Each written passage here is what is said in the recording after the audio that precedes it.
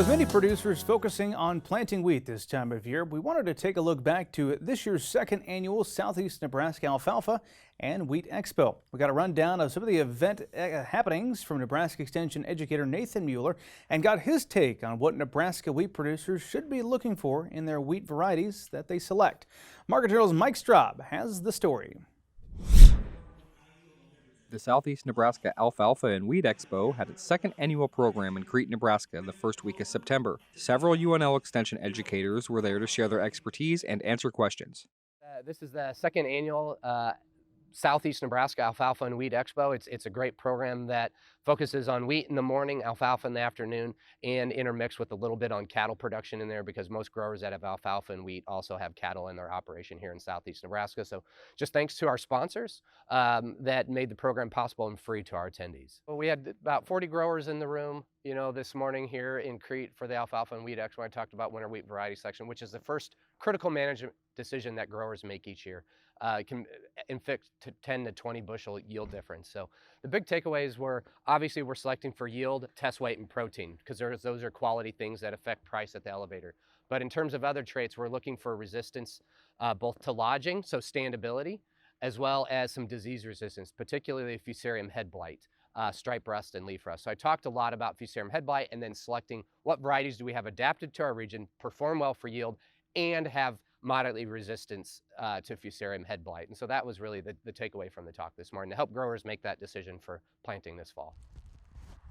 Especially in southeast Nebraska, excess moisture can lead to some disease in alfalfa, leading to lower yields. Here in eastern Nebraska, we're on definitely the eastern fringe of the hardwood winter wheat belt, where usually excess moisture during May and June can lead to some disease issues, and that's why I focused on Fusarium head blight.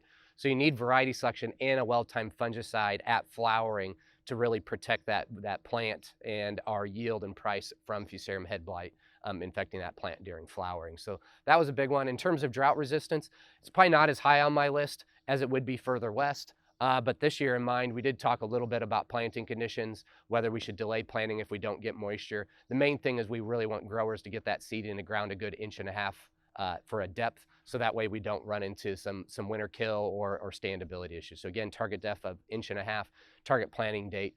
Ranges in southeast Nebraska kind of from October 1st to October 15th, ranging from north to south in eastern Nebraska.